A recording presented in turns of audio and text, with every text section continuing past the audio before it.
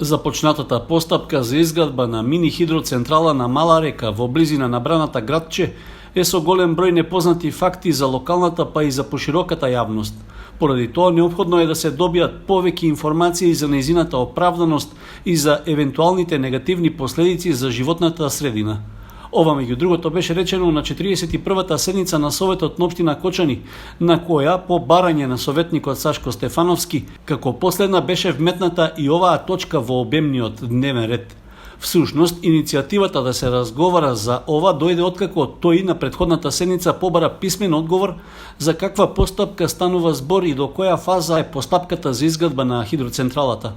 По добиените податоци предложи темата да биде точка од дневниот ред.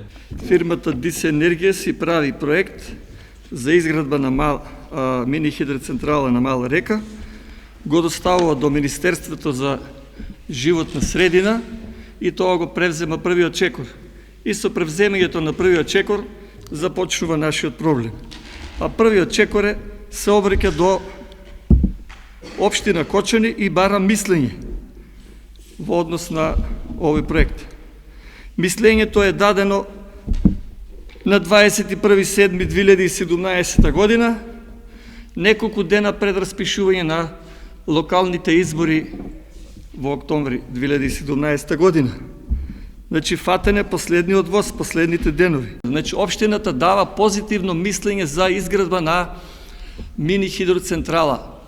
Па сега се прашувам дали таа општина, подпишана од тогашните секретари и градоначалник, има стручен колегиум, дали консултира други стручни лица, сите компетентни фактори кои што се за заштита на животната средина, бидејќи ова министерство за мене не е Министерство за животна средина, туку треба да се преименува во Министерство за уништување на животната средина, бидејќи имаме повеќе случаи на давање на такви дозволи кои што оставаат трајни последици. Мислам дека тој што го раководи ова министерство, кој да е, нема стапнато во природа ниту еден ден и него ни интересира.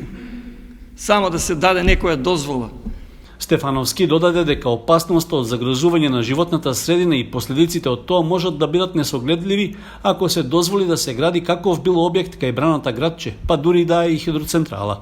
Значи, апсолутно тука гарантирам дека ќе имаме помор на растителниот и животинскиот свет и ако стои во условите за дозвола да се обезбеди континуирано биолошки минимум на Мала река во низводниот дел од зафатот во количина од 1/10 од просечниот повеќегодишен проток. Тоа знаете ли колку е 1/10 од просечниот проток на Мала река?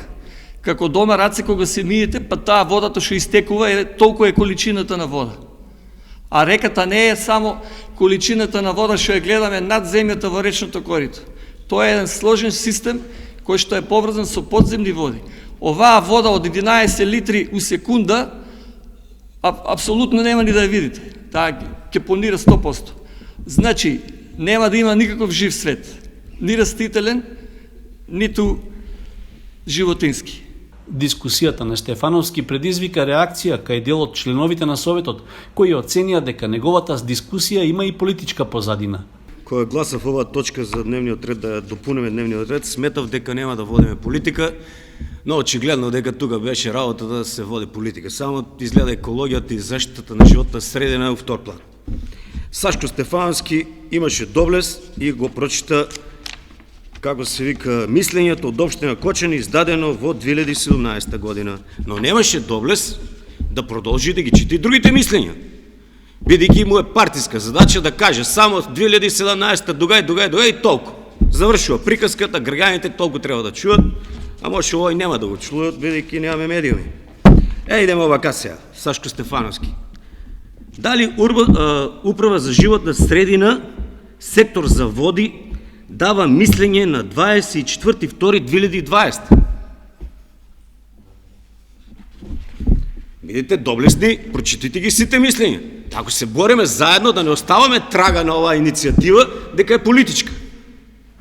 Бидејќи вашето излагање беше политичко. Дадена е мислење на општина Кочани, еве го точно е тоа, дадено од претходниот градоначалник, 2017 година. А сега мислењата се собират, другите мислења се собират 2020. Едно мислење. Идеме второ мислење. Управа за заштита на културно наследство. 6.3.20 година. Зашто тоа не го кажавте? Бидејќи вие така сте програмирани, се ви се чини дека е политика. Клучниот збор беше дека се започна на 21.7. со давање на првата дозвола. Тоа е иницијалната каписла за после да се посегне по другите дозволи. Ова веќе после се технички работи повеќе. Апсолутно не се согласувам со ова што се прави, затоа што очигледно дека се крие некоја мистерија за, каже колегата Сашко Стефановски, дека за 11 литри во секундни вода да правите вакво навистина некој работа, а сме добиле од институции во 2020 година од 5 институции позитивни мислења. Не сваќам што е работи. Зашто не се интервенираше да на време се спречи ова работа и да не се добиват овие мислења од политички, општински, советнички, со одлука, со сеа. Сега веќе кога сето ова е завршено, џабе ние дискутираме. Како што сега разговараме за ова прашање.